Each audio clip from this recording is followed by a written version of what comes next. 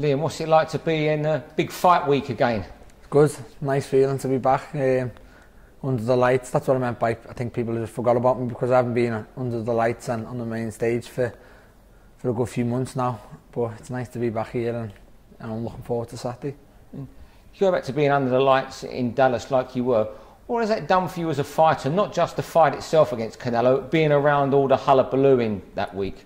It's mad, like, I don't want to say it's made me become a man, you know, because I'm 28 years of age, but it made me grow as a fighter. The whole fight week before it, you were around it, it was huge, it was massive, the media, everything about it was just 5 times what I've ever witnessed before, and it was 5 times what I've ever seen before. I've never seen nothing like that, and only a handful of fighters will go and do what I done that week, fight in front of 50,000 people.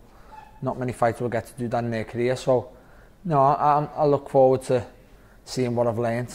I know what I've learned, I know they've been sparring, but I'm looking forward to showing everyone on BT Sports and everyone who kind of forgot about me, what I've learned, and I'm still here. Just tell us a couple little things you've learnt then. Just in general, just even to the point, I've took a shot off Canelo. I've worked on a shot he threw at me. Just little things, little manoeuvres around the ring, little things he done, and just obviously the fight week, the media stuff. I'm not wasting no nervous energy here today. No nervous energy in fight week, and to be around that and still be calm under the lights. And I lost, but I didn't lose because I froze, or I didn't lose because I swallowed it because it was a big stage. I lost because I lost to a very good fighter. But you get fighters who are beat before they even got in. I weren't beat before I got in because I handled it all very well, besides handling Canelo well. But this is back to what I'm happy doing now. I say I've moaned when I'm not fighting. Now I'm fighting. Now I'm happy. I'm looking forward to Saturday. Do you think someone like Liam could use a lot of nervous energy during fight week? Yeah, I do. Yeah. Just what I see and what I make of him. Yeah, I think he's the type he'll lose a lot, and I said to yourself, don't be surprised if he leaves you in the gym. I mean that by, I think the nerves of the fight, I think they're trying hardest to cover every ground, and like, even this week, going to spar on Martin Murray last week, why would you drive from Wales to Manchester and then back, for your last spar or your last 2 spars, when if you've already had a good camp? I think they're trying the hardest to cover everything and leave no stone unturned, which is good to a certain extent, but I'm looking forward to seeing what they're like Saturday.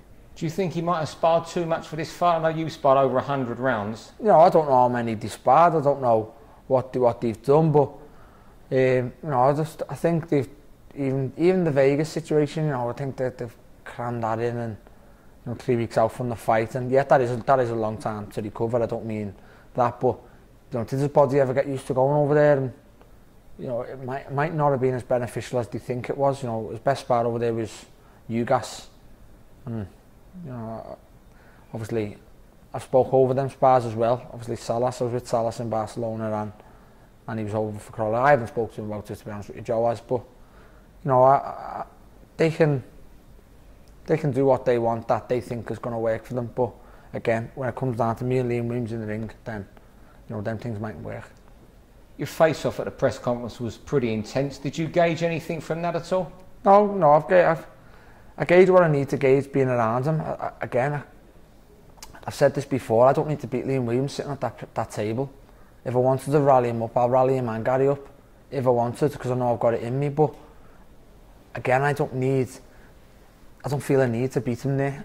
I don't think I need that edge sitting there when I know I've done everything in training. I know I've trained well, so that's me done. As long as I turn up Saturday, I know I win the fight. If I turn up and perform, I win. And that's what I'm confident in. I'm not confident in I get under the skin, I get his head gone here, so that's it, I'm 1-0 up, so to speak.